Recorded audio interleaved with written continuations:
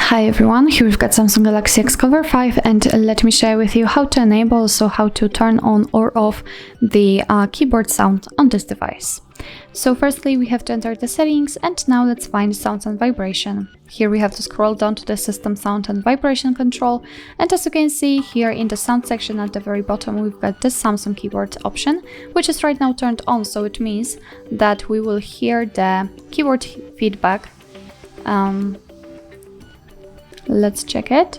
I'm not sure if you can hear it, but trust me, I can hear this this click after tapping on particular letters.